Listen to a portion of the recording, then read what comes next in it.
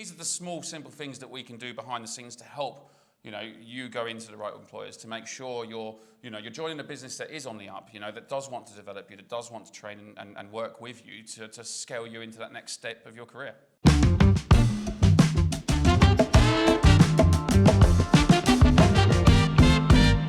Let's talk about juniors and graduates. We've all got a lot of experience. We can go on to interview advice. What looks good, what doesn't look good. Timing is always like a big thing for me. If someone is to turn up bang on time, it's kind of frowned upon a little bit. You want to be there at least about 15 minutes before the actual interview. It gives you as a candidate time to relax, adjust to your surroundings, get yourself on, a good level. And on that, just because it's something I've experienced that you wouldn't think it, but actually we've had, over the last couple of years, we've had a lot of candidates that have arrived very early, over 35 minutes to an hour early. Okay. And that obviously puts the line manager, the hiring manager, on the spot to do something with you in that meantime. It makes the whole situation uncomfortable. So timekeeping goes both ends, and I'd like to highlight that it's not just arrive 15 minutes early. Don't arrive any earlier than 15 minutes or you're putting people on the spot in the wrong sense. It's the most simple piece of advice, but it very much helps the vibe of the interview, and you giving the right impression.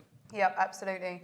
And I think, for every role that you go to, your attitude's got to be bang on. You have to be motivated, you have to be enthusiastic, you have to be on your A game. So no going out the night before, no like late nights or what have you. Did you do that when you were a junior law? Never. Absolutely never. Your attitude's everything, like how you're dressed, absolutely everything, your presence and what have you. I mean, I've had some really interesting candidates turn up. Some people don't even want to talk when they come into the interview. They're not dressed appropriately, they haven't got a tie on. These are onto dress sense, but I mean, I don't know about you, but I've had people turn up in jeans for an interview. We're in the financial services, you need to be turned up, suited and booted. Yeah, it boils down to research, right? Different industries wear different attire.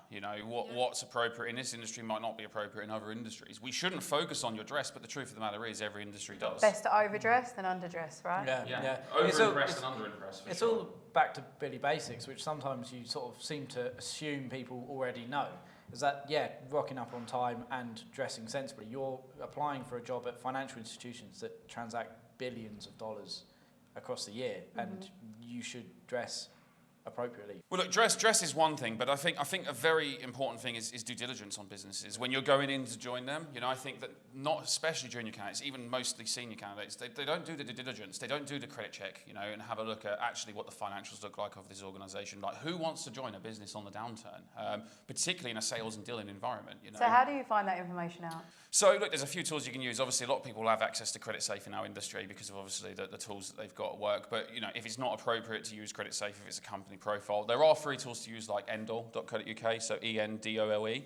You can do free credit checks on them. It gives you the basic rough financials of the organisation, and it just lets you know, do they have cash in the bank? Did they turn profit last year? In terms of growth, what have they looked like over the past 5 years? These are the things that you want to answer, because that's going to tell you whether this career is going to be viable for you, and it's going to give you the training and development that you're going to want to see in this role or not. However, it's the simplest process that everyone seems to be missing.